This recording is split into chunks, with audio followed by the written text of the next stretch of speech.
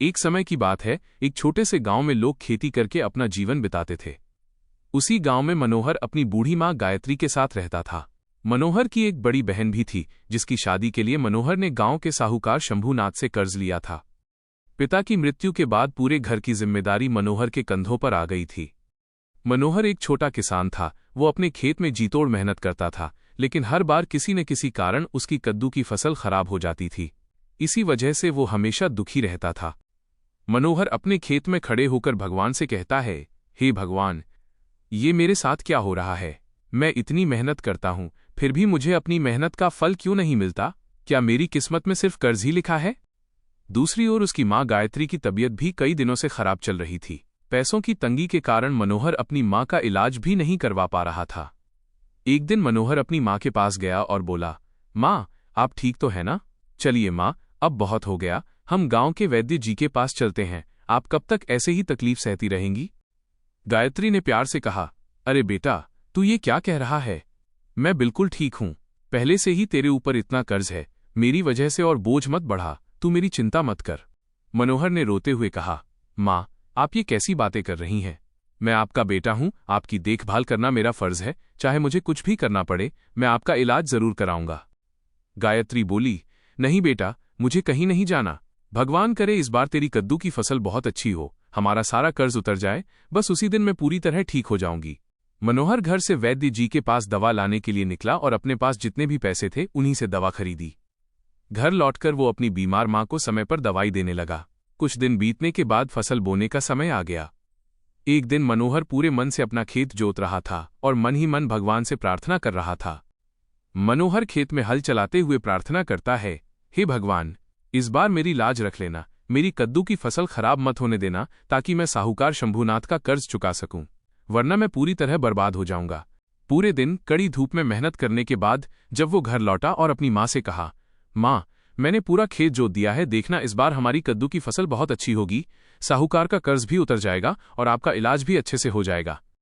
गायत्री ने आशीर्वाद देते हुए कहा, भगवान तुझे हमेशा तरक्की दे बेटा, काश ऐसा ही हो जाए। समय धीरे धीरे बीतने लगा। मनोहर की बोई हुई कद्दू की फसल अब बड़ी हो चुकी थी और पूरा खेत हरे भरे पौधों से भर गया था। फसल को देखकर मनोहर की खुशी का ठिकाना नहीं रहा।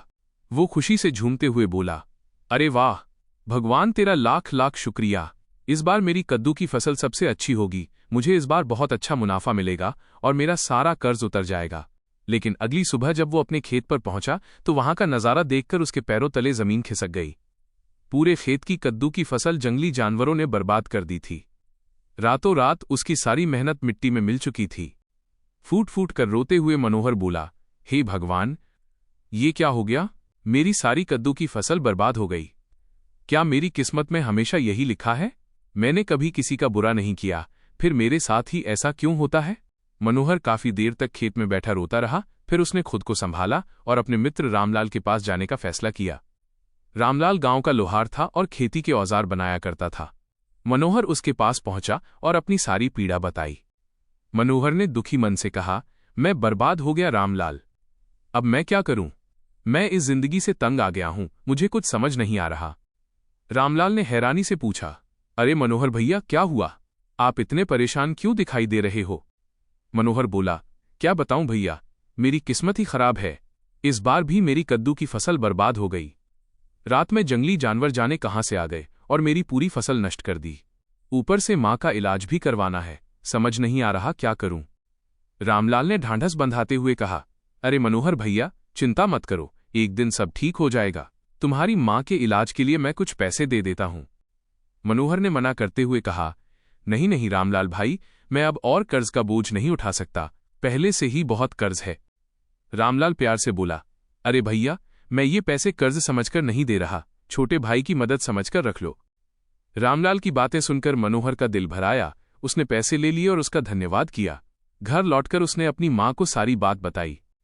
गायत्री ने कहा, हे भगवान, ये कैसी परीक्षा ले रहा है हम पर तू बस मेहनत करता रह बेटा, देखना अगली बार फसल जरूर अच्छी होगी। मनोहर ने वैद्य जी को बुलवाकर अपनी मां का फिर से इलाज शुरू कराया। कुछ दिन और बीते। मनोहर ने फिर से मेहनत करके अपने खेत में कद्दू और बैंगन बोए। इस बार फसल बहुत अच्छी उगी। मनोहर ने सारे बैंगन तोड़े और बाजार में बेचने लगा। उसके ताज़े और अच्छे बैंगन देखकर ग्राहकों की भीड़ लग गई और कुछ ही देर में उसके सारे बैंगन बिक गए, जिससे उसे बहुत अच्छा मुनाफा हुआ। कुछ ही दिनों में मनोहर ने काफ़ी पैसे जमा कर लिए और वो सीधा लालची साहूकार शंभूनाथ के पास अपना कर्ज चुकाने पहुंचा। मनोहर ने मुस्कुराते हुए कहा, साहूकार जी, आपके सारे पैसों का इंतजाम हो गया है। शंभूनाथ हैरान होकर बोला, अच्छा, इतनी जल्दी इतने सारे पैसे कहाँ से आ गए तुम्हारे पास? मनोहर ने जवाब दिया, किसान हूं साहूकार जी, खेती करके ही आया हूं। शंभूनाथ मन ही मन सोचने लगा, मैं तो हर बार इसकी फसल खराब कर देता था ताकि ये कभी कर्ज न चुका पाए और इसकी सारी जमीन मेरी हो जाए, लेकिन इस बार रातों रात इसकी फसल कैसे उग गई? कर्ज के सारे पैसे सूद समेत चुकाकर मनोहर खुशी खुशी अपने घर लौट आया। लेकिन साहूकार शंभूनाथ ये सब देखकर अंदर ही अंदर जलने लगा और उसने ठान लिया कि वो इसका राज पता करके रहेगा। एक दिन साहूकार ने मनोहर और उसकी मां को जादुई बैंगन के बीजों के बारे में बात करते हुए सुन लिया।